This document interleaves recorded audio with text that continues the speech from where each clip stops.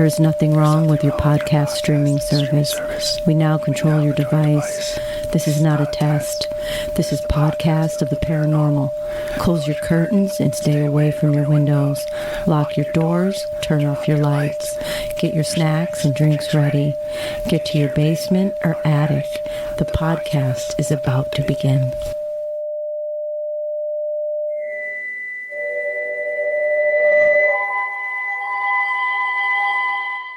Hello, everybody. I'm Gabrielle.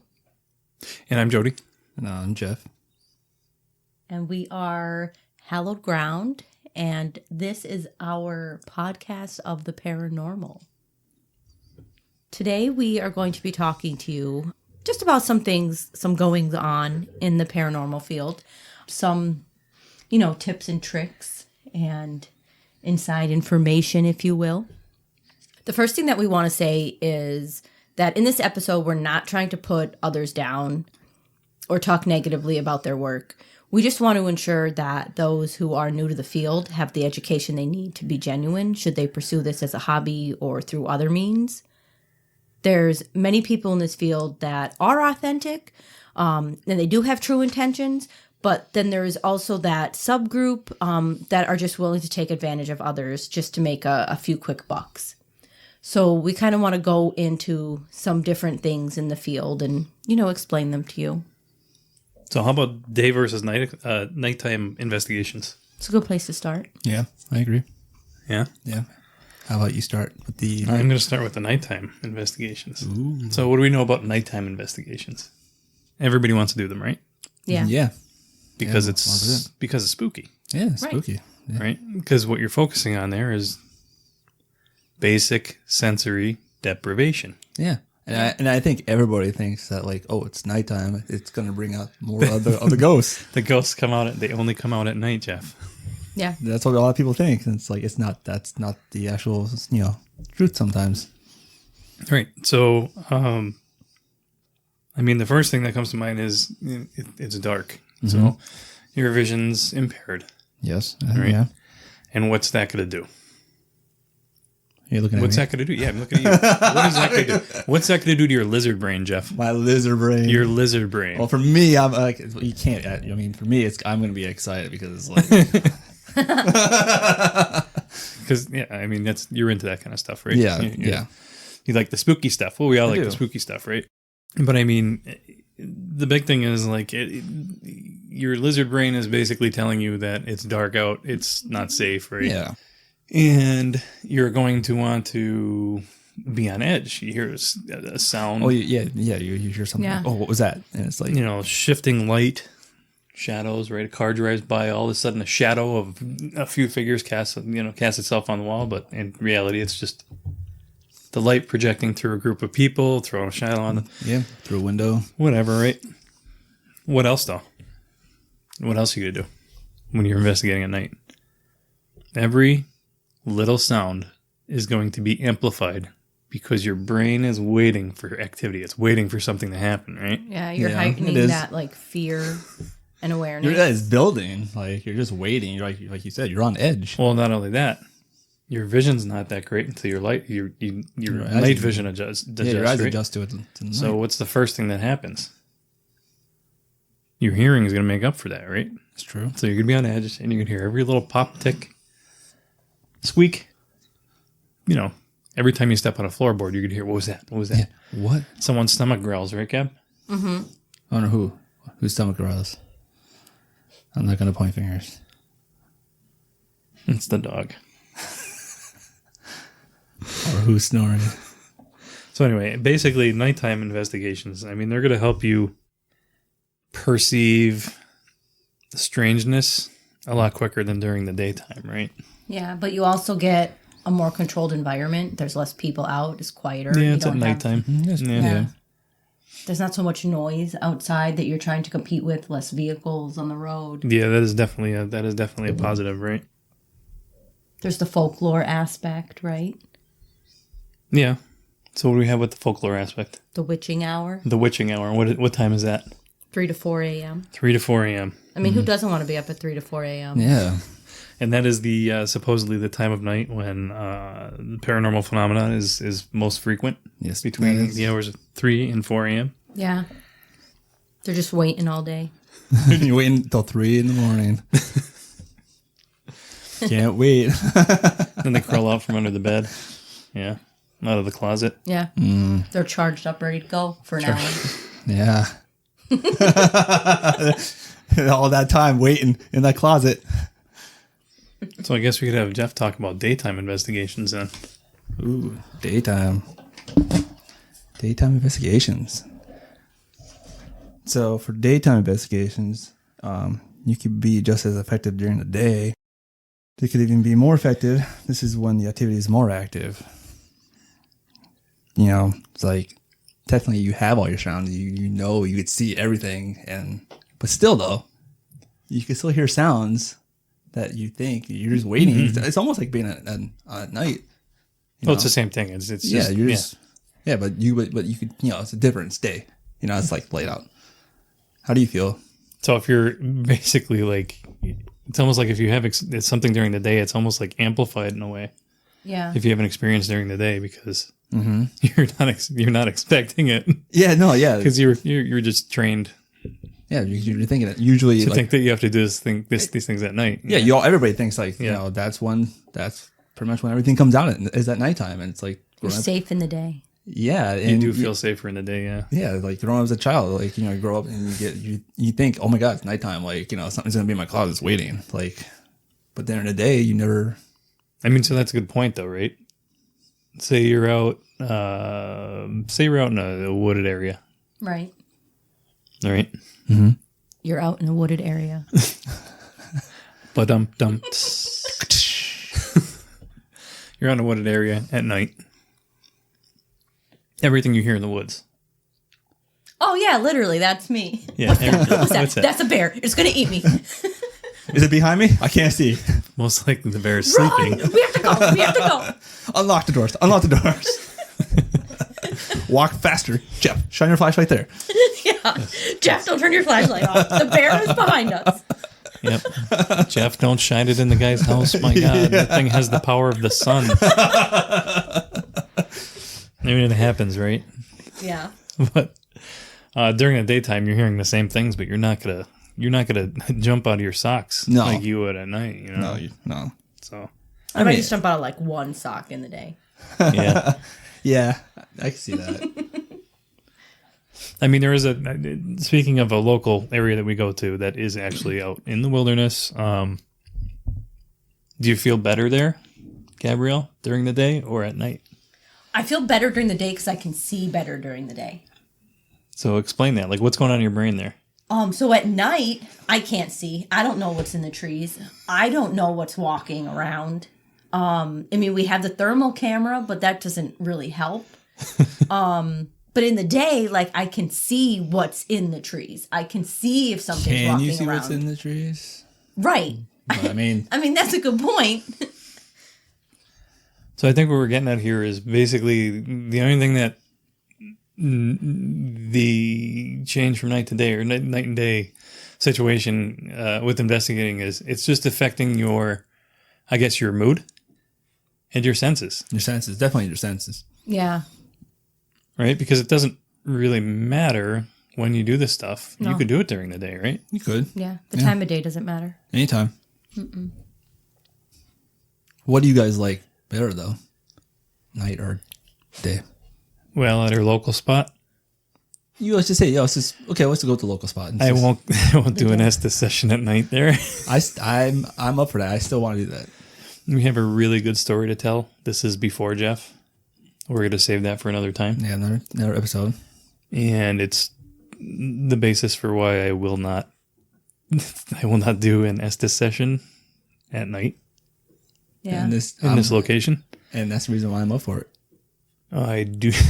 No, you're not doing it. Jeff is the guy. All right, Jeff is the guy that's like, all right, you want to split up, guys? And we're like, there's only three of us. I don't think we really need to split up. You know what I mean? Like we need the place to be dark, completely dark. if there was a group of six of us, yeah, let's split up, two and two. You know, but right now there's three of us, and I don't want to be alone somewhere in the dark. Right. You know? Jeff does. I just want to, experience. I want to like get used to the environment, and Jeff's like, I just bought a new book, and I want to try to. I just want to sit and relax and just see if I hear anything, and draw a circle on the ground and sit in the circle. I don't know about that. Like that's going deeper.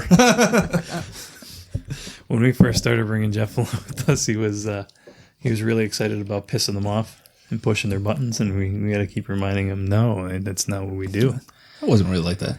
Yeah, you were. I mean, a little bit, not like some other people we're not going to mention out there who. No, I mean it wasn't like no, not everything. strong No, it's not. desire to do that. No. I just want to know if there's something there, and I just want them to not everything show is them to me. Like I want them to say, "Hey, I'm here.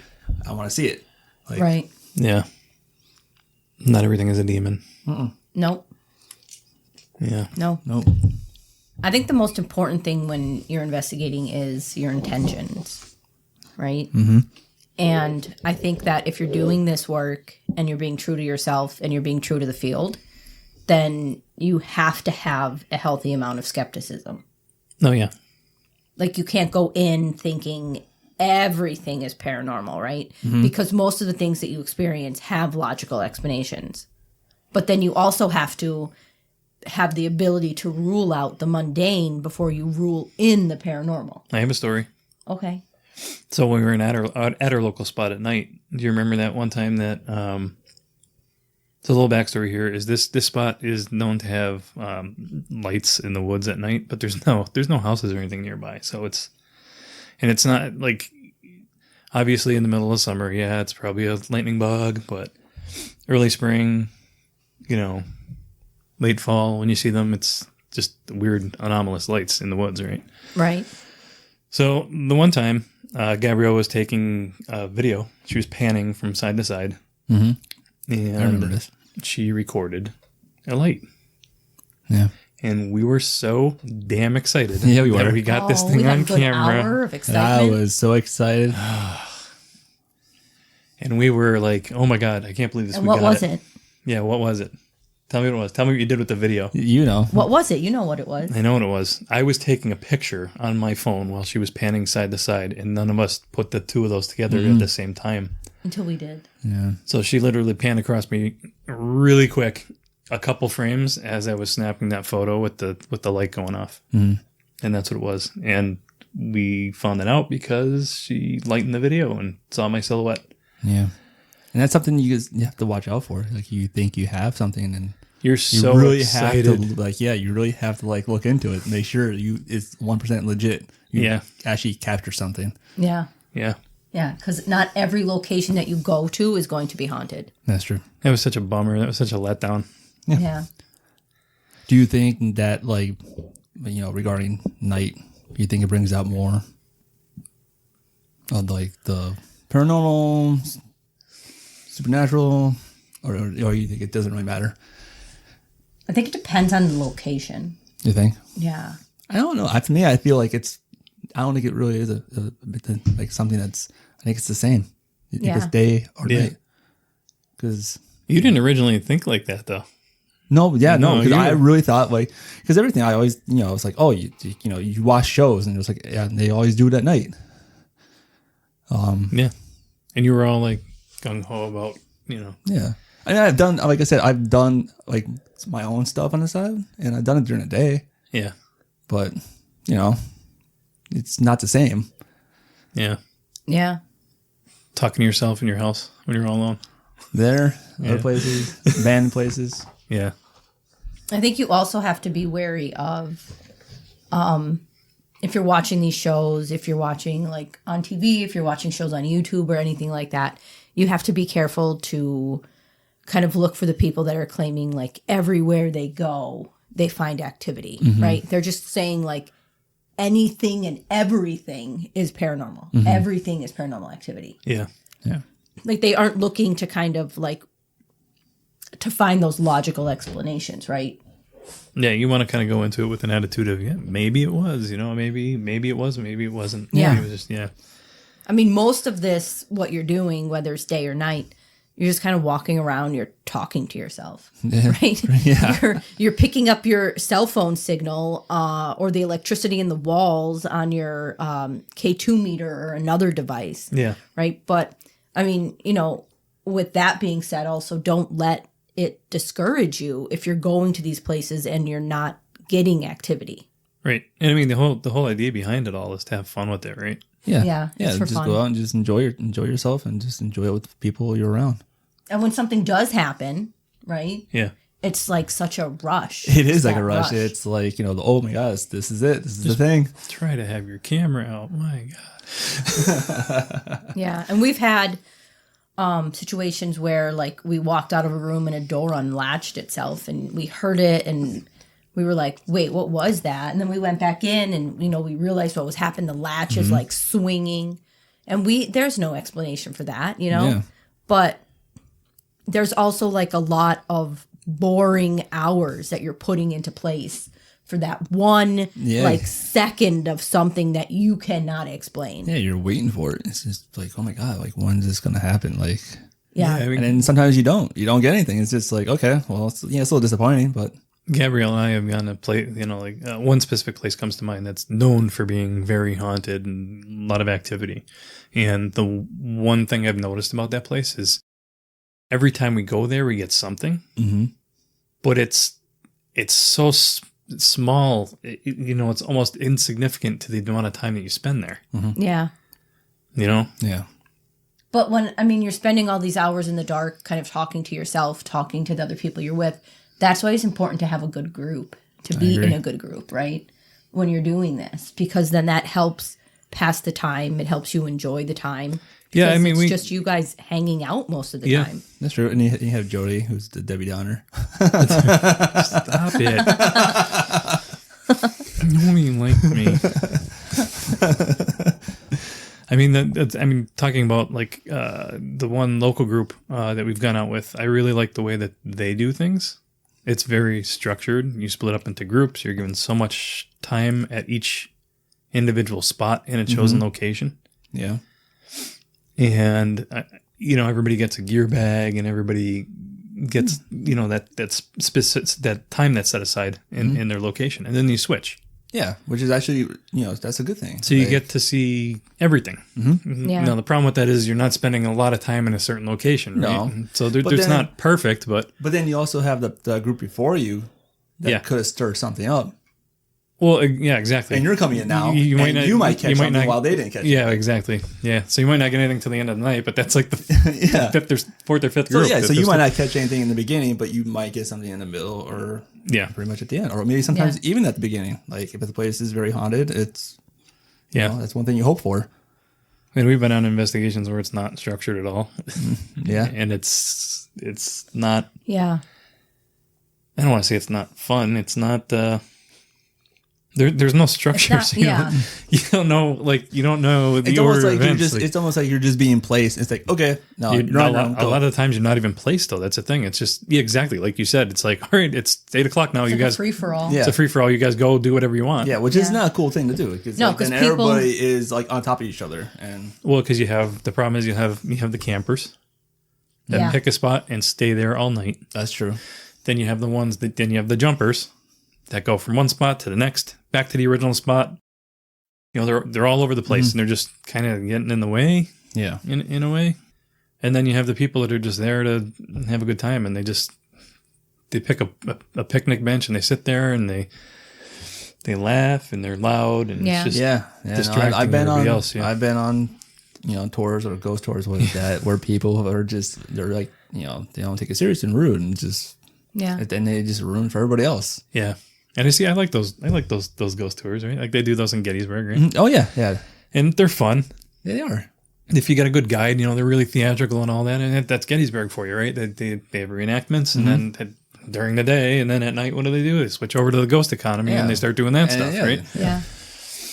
But yeah, you get there. Some of these guys are really theatrical and they make it entertaining, and it's good. You know what I mean? Some jump scares in there every once in a while. Yeah. No, it is entertaining. But it's What is something that you think people should watch out for in this field? I don't like a lot of the apps. Okay. So, like some of the Spirit Box apps, some of them I'm all right with if they're working kind of like a Spirit Box. You know, it's just a constant barrage of noise, white noise, and, you know, little snippets of voices here and there. Yeah. Because it works kind of like the Spirit Box, right? It kind of gets you into that mindset where you're getting into almost like a hypnotic or trance state, and basically your subconscious takes over and you start hearing and saying things, right? Yeah. Right. I don't think there's ghosts interacting with the app. No, I agree with that. Yeah, I don't think there is. You know, like, I don't want to say I don't think. I'm pretty certain they're not, right? Like, Yeah. especially if you're talking about a ghost that's like, you know, 150, 200, like hundreds of years old or whatever. Yeah. Yeah. It's What is the this? hell is a smartphone? Yeah. Now, what do you want me to do? You want me to get in there and get into the circuitry and pluck out words? Yeah. Like, what? No. Where's my crank phone? Or the ones that like show the words on the screen. Yeah. Like the app-based ones? Yeah. Yeah, the app-based ones. Yeah, I don't trust stuff like that. Yeah, because it's like they say, like, you have to let it get used to the environment, but still. I mean, some of the hardware ones, they claim that it's, you know, it's like a random word bank and it's... Yeah. I think they listen to you. The apps? Yeah. Think about like other devices that Right. listen to you. Like, so why isn't this not listening to you? Yeah. In a way, it's a phone. It's recording. It could pick up what you're saying. Yeah. So other than apps, what don't you like? I think you have to watch out for the experts, right? The people who claim that they're experts of the field, of different topics in the field. What do you know when you say an expert? What do you mean by an expert? Like people who claim, you know, I'm an expert, I'm a demonologist. I got it. Yeah. Like, How about the people that you show up to an investigation and they start immediately telling you they're an empath and yeah. Right? They're, you know, an empath, for anyone who doesn't know, they're tuned to emotions and energies of those around them. But there's also, now there's research claiming that, you know, is this due to trauma that maybe people have experienced and they're learning how to be proactive. I know what you're talking about. So like what do they call them? Mirror receptors? Yeah. Where Yeah. they basically, like if they were abused, that they start to learn to anticipate yeah. people's emotions before they get right. set off. Yeah. Like they're proactive to like, how are people going to react? What are their emotions going to be? And it's like almost a defense mechanism, like a protection. So they're themselves. learning to anticipate something that's negative that's coming their way. Yeah. And we're not saying, you know, that everyone who claims to be an empath is lying. No. Right? What I'm saying is beware of people who say they're an empath, but then they lack empathy for others people, but they're demanding it for themselves. Okay. Right? That's manipulation. That's a form of manipulation. Now, the more proper term for someone who says that they're an empath is probably clairsentient. And I would say, like, everyone is born with some type of intuition, right? It's all in how you nurture it. How are you growing that, right? I mean, it's something that most people have as children. And then, like, you know, someone, you know, by the time you're like an adolescent, right, you're around 10 o'clock. By the time you're around 10 years old, people are, you know, at that point telling you, like, you don't have an imaginary friend. That's not real. Those things you see aren't real. Like, that's, you know, and you're kind of like then conditioned to stop seeing the things, right? And if you're lucky enough, it'll come back when you're an adult. You think that so you're saying it's like it's something that we could just lose, like as a child. Well, they Right. do say children are intuitive, very intuitive. They do, yeah. Right. They do. So it's like, so you're just saying like we have it as children, but then as we get Or conditioned out of older, it. we just kind of lose it, and it's like Right. we have it, but we just forget about it. in a Right. way. It's still there. Yeah. It's like, find ways to like nurture it and, You bring basically it back. you've dulled it. Basically, Right. you've basically taught your brain to ignore it, Right. to ignore those things and be normal. Yeah. Double quotes, normal. Yeah. But I mean, think about it, right? I'm sure when you were a kid, you had like an odd experience that you can't explain. And then an adult came and told you, like, no, that's not happening to you. Do you have anything that has? Oh, yeah. Yeah. She's the only one that'll just immediately jump on that. Like me, anything weird ever happened when you were a kid? And I'm like, no, not really. Oh, there was this one time though, whatever. Something started moving on its own. Or it was just like, it is what it is, But no, she was very like in tune to it when she was a kid. Oh, yeah. When I was a kid, I knew it was happening. And I think I was probably around like maybe a teenager when I started to talk to my parents about it and like ask questions. Okay. And, I was very little. It was How old is a teenager? like 13, 14. I was it's one of my first memories, if I'm being honest. It's honestly one of my first memories. One of your first memories when you were 13? Yeah. No, No, the experience that I had was actually one of my first memories. Okay. And I was a little kid, maybe like 4 or 5. I don't think I was in school yet. I don't think I had started school yet. So I was probably around 5 because, research says that you can't remember. You have no memories prior to the age of 5. I was gonna say because Joey, do you remember anything at the age of 5? If I can. Honestly, I have a lot of weird memories. Yeah. For me personally, I have a lot of weird memories of when I was younger. I mean, I remember some family members, but I don't remember much. Being in places and areas that I've never been to and stuff like that. Yeah. Like weird things like that. No, did I dream it? Yeah. I don't. Maybe it was. Maybe these are memories of dreams that I had. Could be. Yeah. I remember being like, for example, I remember being very young, probably, I don't know, 3 or 4 years old, and being in I don't know if it was like a church or a rectory or something like that, where the priest would live. And I was there with, I think, my parents, but it was weird. It was like, I see it in my brain is I'm really low to the ground and my parents are up really high, like they're so much larger than me. Yeah. And like, I can't even remember what they were talking about, but it was like they were signing me up for something or getting me ready for something. And I have no flipping idea. Wow. It's the exorcism. What the hell? No. Oh, that's why. Like, that explains a lot. I have a lot of random memories like that they don't feel like they're mine. If that's They could have been given to you. well, sure, from your parents. From your parents. from my parents. Or like other Most people of the in your time, family. that's what usually happens. Yeah. Yeah.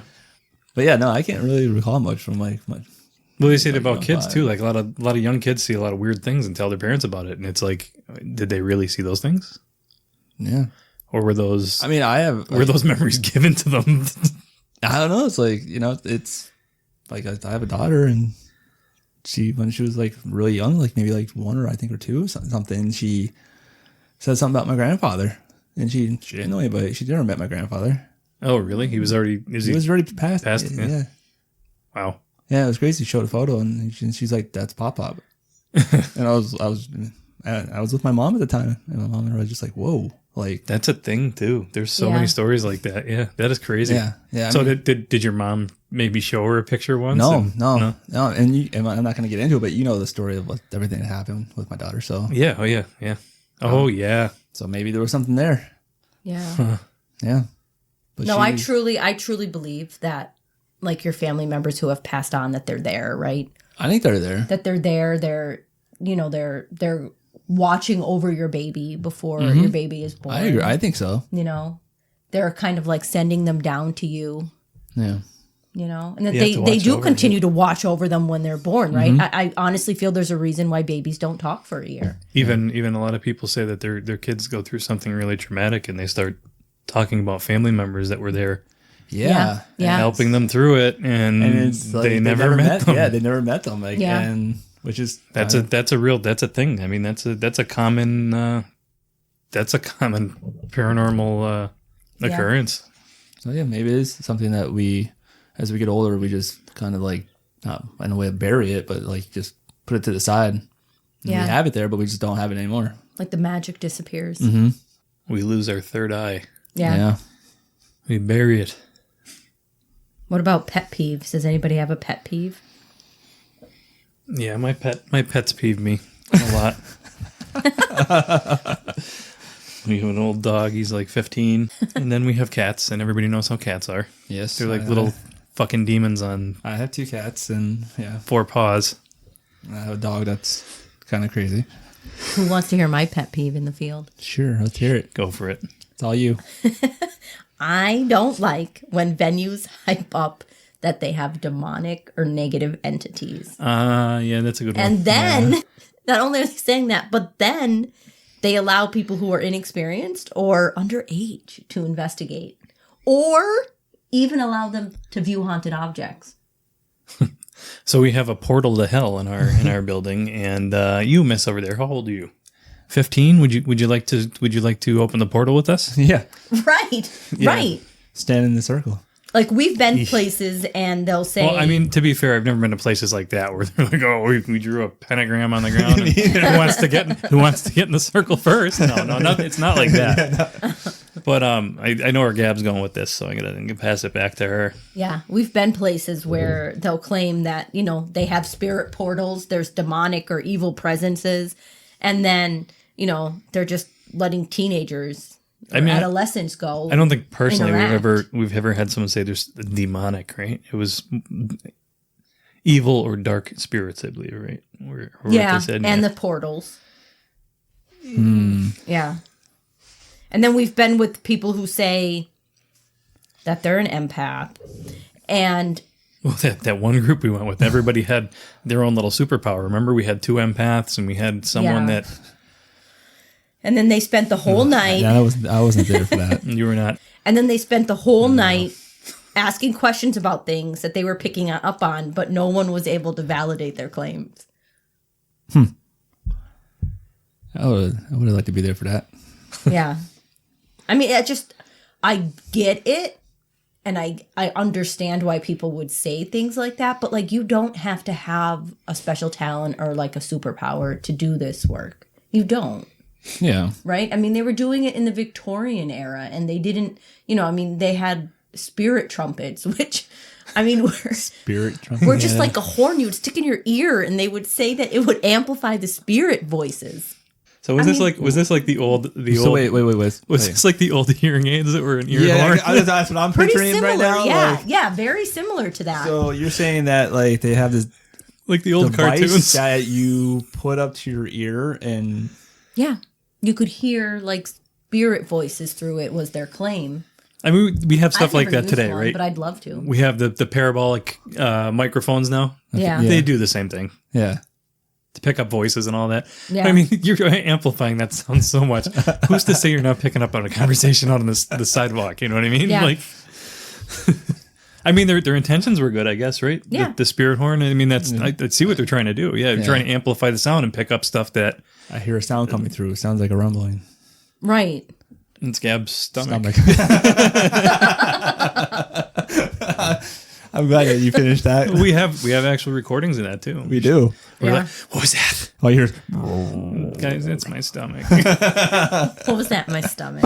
Was that a demon? And then I listen back and I'm like, all you could hear was my stomach in that recording. That's one of my peeves too. When you're watching one of those, one of the paranormal TV shows, and it's clearly a stomach growling, and like they amplify the sound, they throw it up on the screen, right? They show the waveform, and then they put the text on what they think it's saying, and it's just telling you, it's trying to reinforce that yes, you're hearing what we're hearing too by putting that text up there. Yeah. You know what I mean? But it's just someone's stomach growling. Like your night at Gettysburg. Yeah.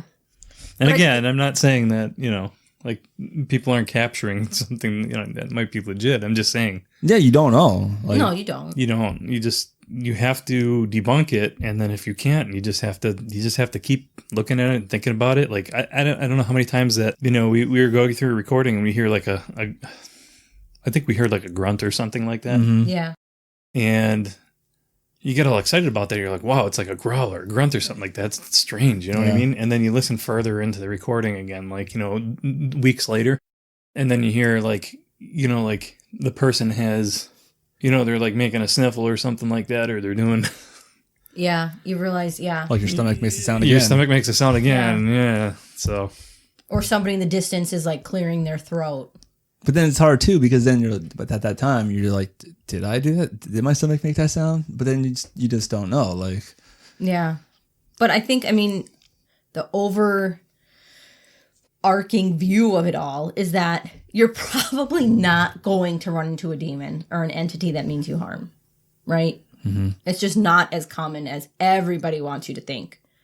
So, if this is something that you are interested in pursuing. Well, I think, again, it's point of view too, right? It's like it's your situation too, right? Yeah. Like if you're someone who believes in those things. But with something like that, I don't think it's about your belief, right? Like you can believe in demons. I'm not saying I don't. I'm just saying I don't believe that in the basement of this one house, there is a portal and demons. Yeah. You're allowing people who have no experience in the field of not only the paranormal, but demonology. Mm-hmm. And you're letting them go in there and interact. And they're underage, right? Yeah. And sometimes even underage, they think it's just like a game. It's like... Yeah, but even if they're claiming there's a portal in there, wouldn't there be some kind of ritual that someone would have to perform a ritual to open that up, right? Think. Allegedly, like... Yeah. Or is it just something that's, I don't know, there for whatever reason? Like, was there a tragic event that led to something there happening? Or a number of tragic events? Or... So it's imprinting. Right, like something like that. Yeah.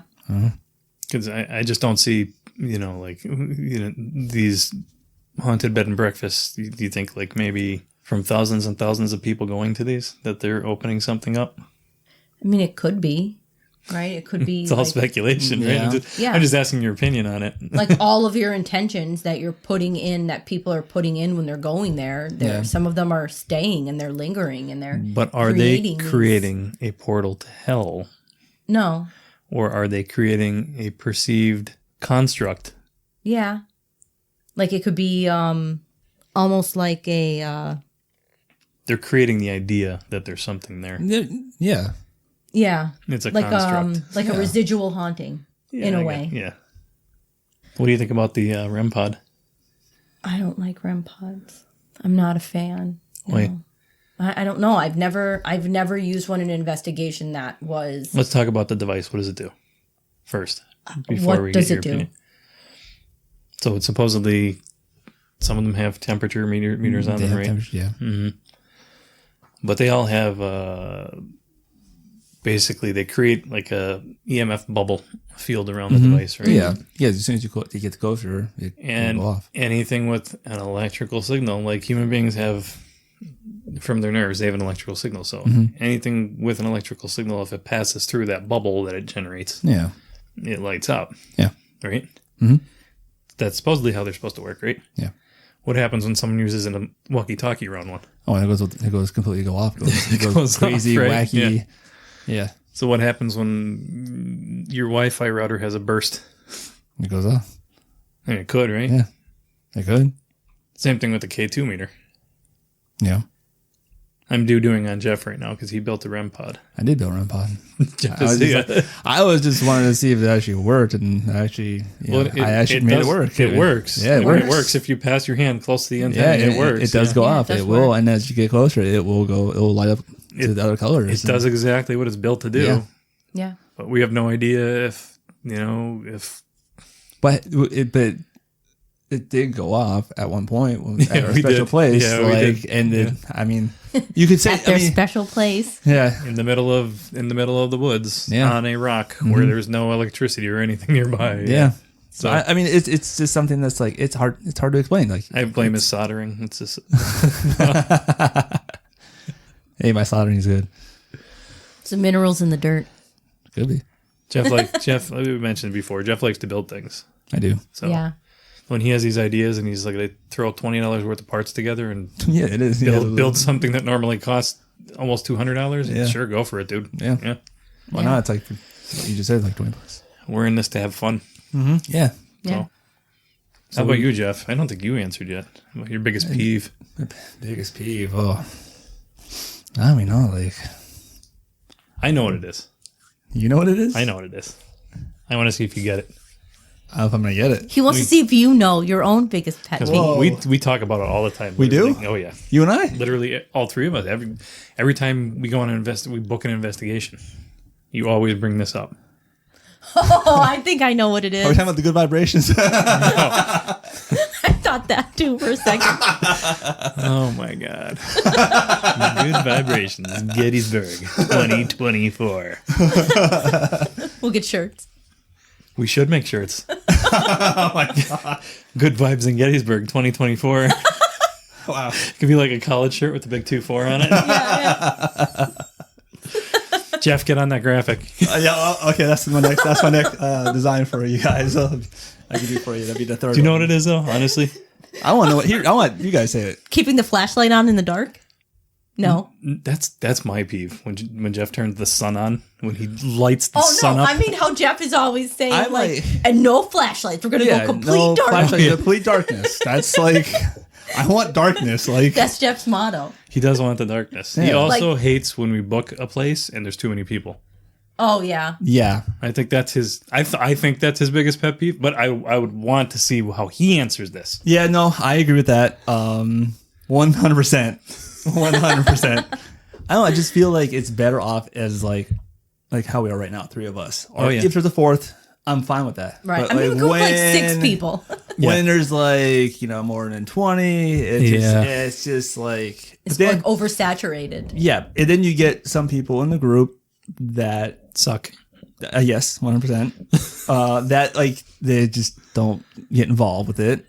And it's just like, they just like, oh, this is just all bullshit. Like, and it's like, wait, we did have that one time where someone was just like, Yeah.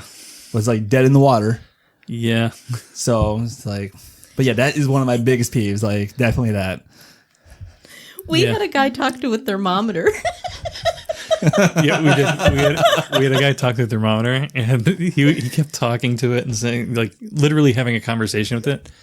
It's not responding. It's just all this is doing is lighting up. It was a multimeter device, and it read vibrations. It read temperature, and I think, did it do EMF? No, No. I don't think it did do No. EMF, but it was like temperature and vibrations. I know for sure. And he kept talking to this thing, and my one buddy looks at me and he goes, "Is this guy for real?" And I'm like, "Yeah, just let him have fun. Let him do what he's doing." And he goes, that's a thermometer, right? And the guy's like, "No, it's not. Every time I talk to it, it lights up." He goes, "Yeah, and every time you step closer to it, it lights up too. It's a thermometer, and it's measuring the movements on the floor and all that." Yeah. And the guy's like insisting that he's talking to a ghost. And then finally the tour guide is walking by, and my buddy goes, "Hey, could you tell us what that device does right there?" And he goes, "Oh yeah, it's a thermometer, and it measures vibrations on the floor." I thought the guy was gonna drop dead right then and there. But I think that also speaks to how you're letting, people are going into these tours without Everything is paranormal. yes, everything is paranormal. They don't have like that knowledge or experience to be able, and I mean, going on tours and doing things like that, they need to do to kind of gain that knowledge and experience. They're going into it with thinking that they're going to get an experience in every corner of the house that they're in, or every corner. Well, sure, because they watch the TV shows, and Yeah. where they go has activity. Yeah, and there are some shows that like it's like, oh, there's something here, and it's like, oh wait, there's something here. Oh, we just got this recording, and it's like, Yeah, not to mention any names, but we've met some of those guys, and they will literally tell you every time, yeah, that whole episode, that's like a half hour long. That was shot over a period of like 2 weeks. Right. So there's literally 2 weeks of footage. Yeah. They're not just doing a one night investigation. That they turn into 30 minutes of edited content. Yeah. What about, so I don't know about you guys, but for me, when people hear, that this is something that I do, that I go out and I, research and I investigate the paranormal, the first thing that they always say is be careful. Oh, you need to be careful. Yep. And I'm like, why? Because I'm going to trip somewhere in the dark and hurt myself. But they're always Hopefully not. They're always saying you have to protect yourself, right? So let's talk about that, right? How do you guys think that you can protect yourself? Like, are there methods that you take prior to investigations, during them, after? I say after. For me, it's like when I'm leaving an investigation, I usually just say, like we talked about before, like, you stay here. This is your place. That's an interesting question, though, because I know we like to do that after a lot of the times, but it might not be a bad idea to do that before, because you could do it could be a small little set your intentions out loud. Yeah.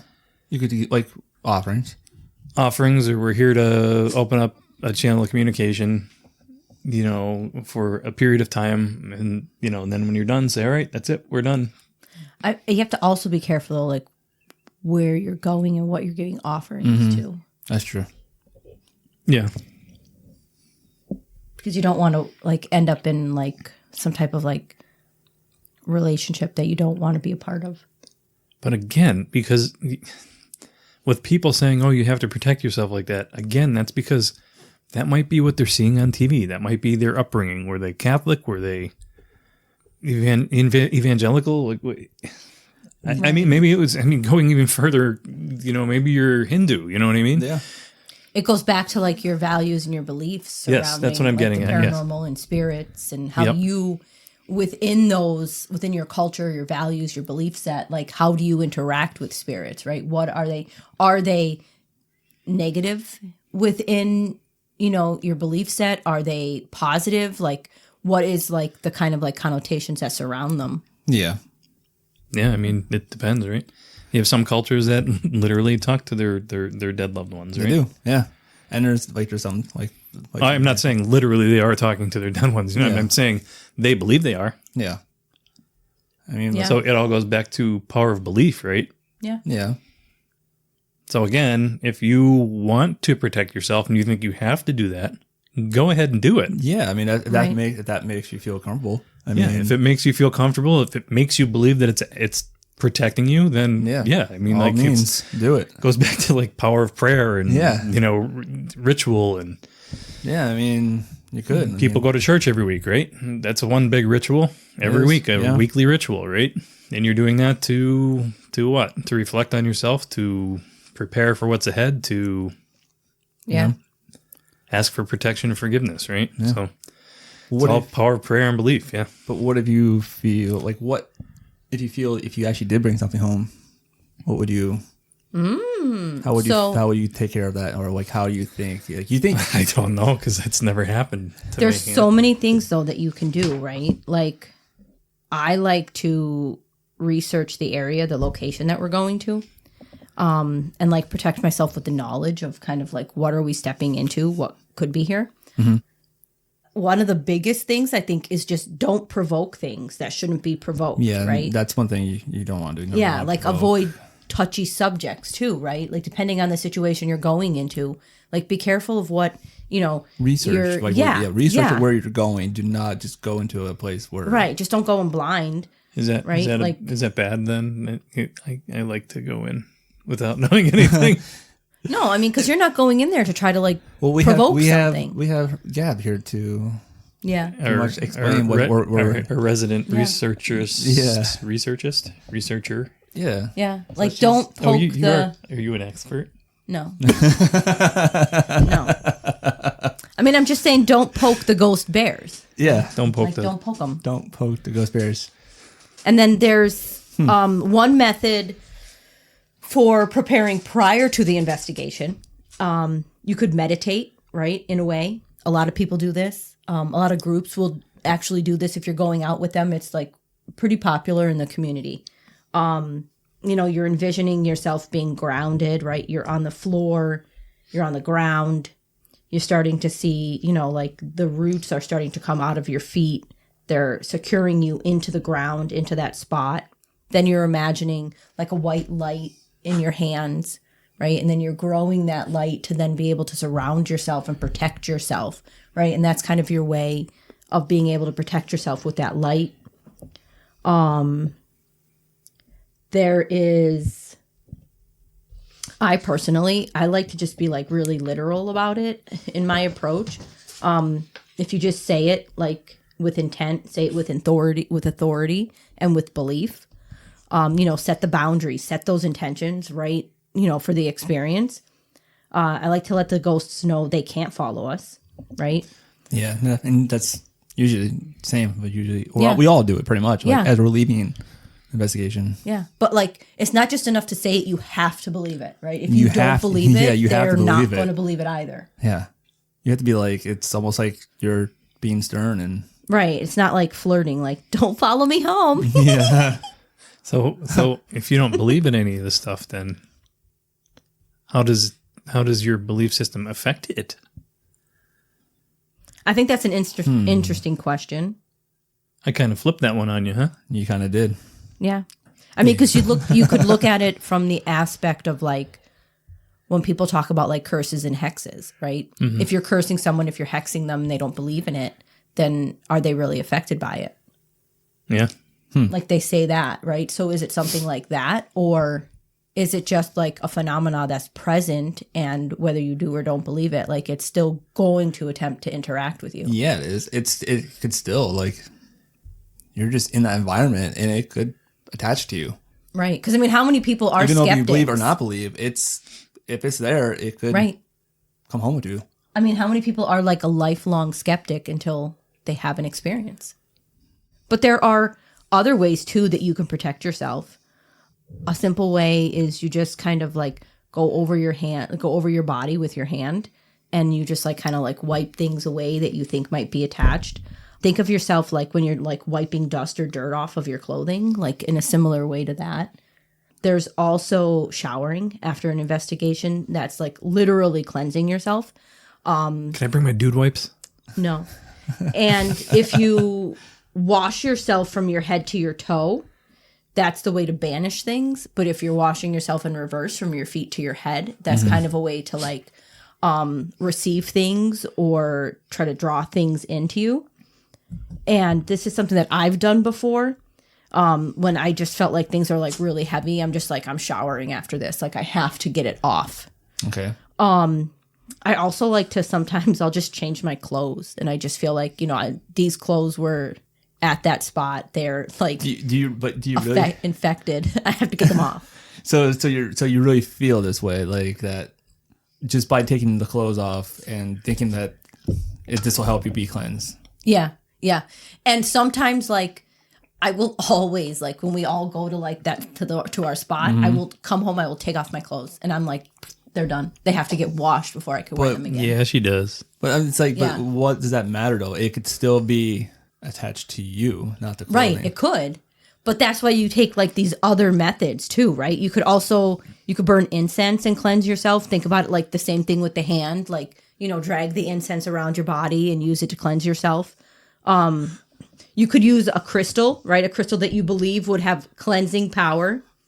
It's all about like the intention, setting boundaries, right? Like what do you believe is going to help cleanse you of this, right? That's the important thing. Is that you believe it, right? Mm-hmm. Make it personal to you, and then it becomes more powerful for you. I've also like stood outside my house. Little cat purrs. Sorry, I have a little friend right here by me right now. I've also stood outside my house and recited the Lord's Prayer, and also like running my hands over my body, like wiping things off of me. And I mean, I will say that was a really weird like car ride home. I didn't feel alone. Okay. I drove home like fearful of looking in my rearview mirror because I was afraid there was going to be something there and I just did not want to look. And I was like, well, I'm obviously not bringing this into my house. So I'm going to stand here on this porch and I'm going to like do whatever I can right here. Okay. You know, like, and that was for me, like reciting the Lord's Prayer, running my hands like over my body and being like, you're coming like off. You're not coming with me. What have you seen me done to cleanse myself? I don't know. Have you ever done anything to cleanse yourself? I wear this. So do I. Yeah. So I'm Catholic and I'm Italian. And half Italian. Catholic. Yeah. And my grandparents always bought me like a gold chain with a cross on it. I still have one that I wear that they gave me. So I kind of still see that as my protection, even though I am not a practicing Catholic. But again, it's all about belief, right? And the symbolism. I still have my belief system. If you still have your belief of that, then I still have my belief system. I don't go to church weekly. Like, same. Yeah. And I think that some other good advice when it comes to this, like protecting yourself, is if you just don't, like if you're not feeling it, if you feel off, you don't have to investigate, right? And sometimes there could be like a financial factor to consider when you're in that situation. But this way you're not putting yourself at risk then of being like more susceptible to bringing something home with you. And I'm not saying that that is going to happen, right? It's not something that happens often. It's very rare. But you could also like before your investigation, just schedule a few hours where you could like be calm and relax before you head out, like get into that headspace and that right mindset. So then when you're putting yourself into this situation, then you're going into it with like the right intentions and you're able to set those boundaries right from the start. I think you're trying to scare the kids. Yeah. I I'm just saying, like, it's all about intention. I do have something that I do want to. I mean, primarily we do this for fun. We do this because we're curious, right? Right. But I do have a question. Like, how would you feel like if you get to an investigation and as soon as you get to that investigation, you get a weird vibe? It just doesn't feel right. Do you automatically be like, I'm done? Like, I'm out? I've been there. I've been in that situation. When I was with my group in college, we went into an investigation and I spent like there would be a lot of us, right, in the group. I spent like the whole night like going to different people in the group and being like, we need to go. We need to leave here. And it wasn't even like, it wasn't my feelings. Like it was just such a strong like feeling that I had like at that time. Like almost like a pressure being put down on you. Like we need to go. It's almost like you're drowning. Yeah, like something doesn't want us here and we need to leave now. I was telling like every group to the point where I think they were getting sick of it. And they actually like sent me with like someone else to go like run a little errand down the road. Oh, go see what those lights are. Did it change once you left? So it did change when we left. But then also when we went back, because we would like do an investigation and then we would go back to like one of the locations that we were in for the night. So we went back to that location because they felt like there was something happening. So we went back and it was like a totally different, like everybody was kind of like, yeah, okay, like I'm feeling it now. Like we shouldn't, It doesn't want us here. Gotcha. Okay. How about you, Jody? Would they have felt that way though if you didn't feel that way first? I don't know, because it did really like. Because you're kind of like maybe putting it in their head, and then everybody might start getting that feeling of that, thinking, "Oh my God, there is something." But how do you feel about that? Have you ever been into an investigation where you went into? I've been to places that are different at night than they are during the day. But do you feel like you should leave?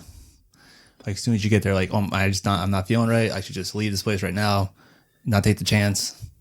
I could tell you one time specifically, yes, I've felt that, and I had to get in the car and leave. Okay. How about you?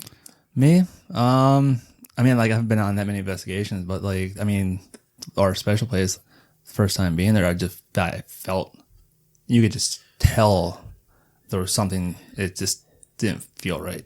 Yeah. Something was off. You got the ick. Yeah, it just did not feel right. But we still did it, but just didn't feel right. Even same, like when you're leaving, it feels like something's with you. Yeah. Yeah. We've been, like it follows you out. We've been like, on okay, you're gone. a bridge like that, right? Yeah. Yeah. Yeah. It just feels like there's something with you still, and it's like watching you, making sure that you are out of here. Yeah, but there's also the opposite. You know what I mean? Like there's places you go into and you're like, wow, this place has a great vibe, right? And and sometimes that changes between day and night. But a good example, my cousin, I remember when my cousin first bought his house, and his wife is really excited about it. I was like, yeah, you could tell like there's a lot of love in these walls. And she looked at me and she's like, when we renovated our kitchen, they found condoms in the wall.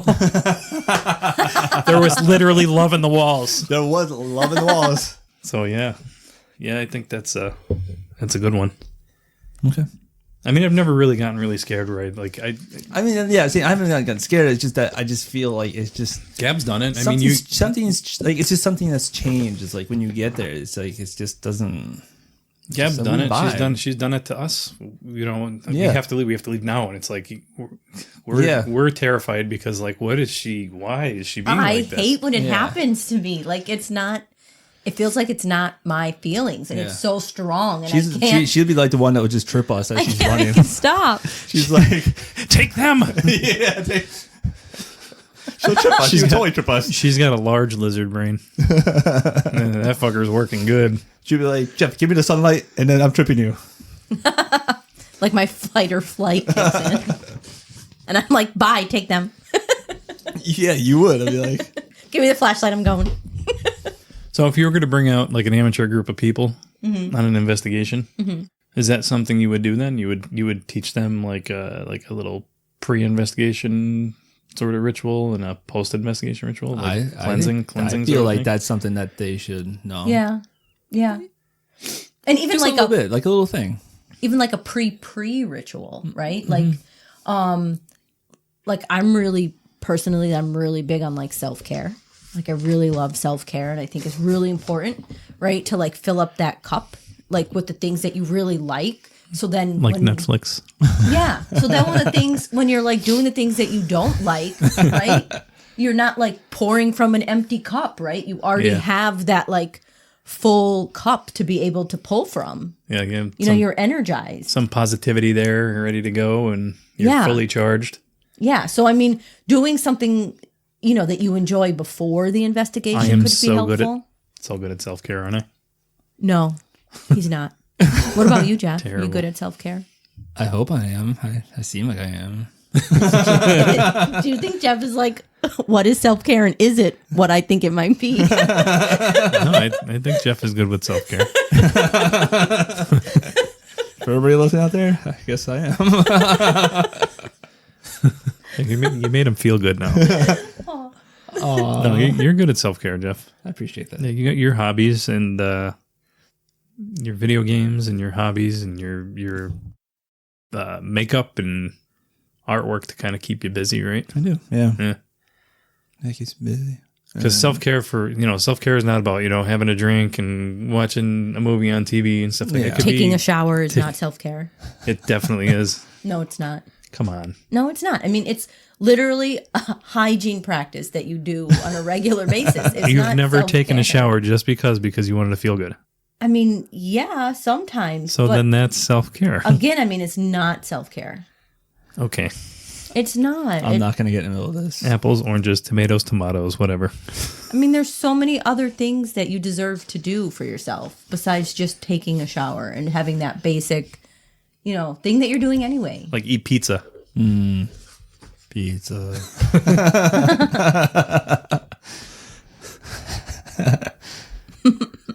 Oh boy. I don't know if like a long day at work is taking a shower is nice. Yeah. It is. It's self-care. I think it's self-care. Anything else anybody wants to touch on? Yeah, I mean, the big thing is if you're going to go out and you're going to be weird and doing this stuff out in the middle of the woods or in, an old house somewhere, or you're going out with the local group, have fun with it. Yeah, just have fun. Have fun and be safe. But... Yeah. Get permission.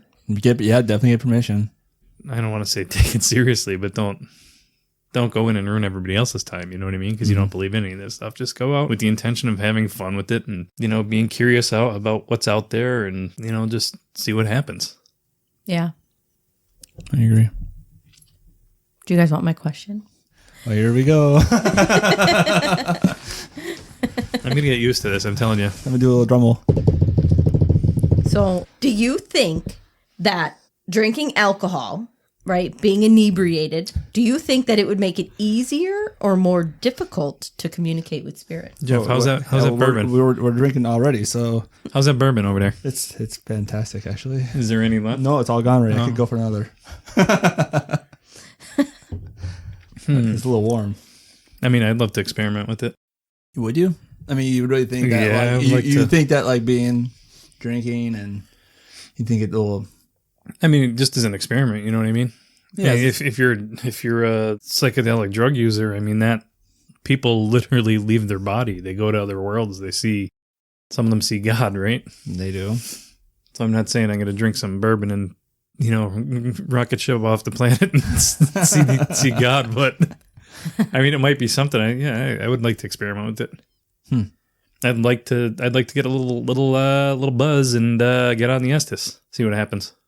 Yes, yeah. I mean, You're up, slugger. I'm up. All right. I don't know. I don't think that. I mean, I think you shouldn't be. I think not intoxicated in any kind of way, but Yeah, you don't want to be hammered, right? not be hammered because then it's like, then what are you really like? Plus, you don't want to be. What are you really experiencing? Like Yeah, you could be I hearing get you. things. You think, oh, I'm hearing this, but technically, are you? It's like because you already are. Like you're not in that state of mind where it's like you're 100%. Yeah, that makes sense. Plus, you don't want to be completely inebriated, right? And be walking around in a house with a flashlight in the dark. Yeah. Right. Yep. Flashlights going everywhere, and you're just like, "What? I'm losing my mind right now." Yeah. But on the other hand, though, like maybe if it's a different situation, maybe what if you're at like a bar that's haunted and you do have a couple of drinks and see if it actually will make a difference. Yeah. You might have someone that comes and sit next to you, maybe like some Bobby, and wants to talk to you. It's funny. All the stories are like the haunted bars and like things flying off the shelves. Like the bartender's been drinking. But yeah, man. in that scenario, it could be something we could try. I mean, I'd like to experiment with it, but I would like Could be interesting. I mean, try it in a place mind that's altering. like a haunted bar because you might get more activity out of that then. Yeah. Or maybe you just get more activity in general because you've been drinking. Could be. Because you're not, like, you don't have your guard up in a way. Right? You're not, like, in that, like, protective mode. You know, You're just numb. Yeah. Like, your conscious mind isn't working. So You you're know, more fully. like you're vulnerable to them. Yeah. You're vulnerable to it. Yeah, that's how I kind of approach it. All right, so that'll be our next test. That'll be Jody and I. Yeah, okay, Jeff. It'll always be Jeff and I because why, Gab? Gabrielle doesn't drink. No, I don't drink. She doesn't like to drink. So What do we have tonight? We had we had some bourbon. some bourbon and we also had some whiskey, right? And some beer. It was all bourbon. It was all bourbon. Oh, that you said the I'm a first one. bourbon drinker. You said the first one was. I mean, it's all whiskey, right? But it's Yeah. just aged longer, right? So You lie. But yeah, we did have some beer too. yes, some local blueberry beer. Mm-hmm. How about you, Gab? Any thoughts? No, I think that's everything. Did she answer that question? Yeah, she kinda- contributed. She kind of just contributed, wrote yeah. our she just wrote our She contributed. answers, yeah.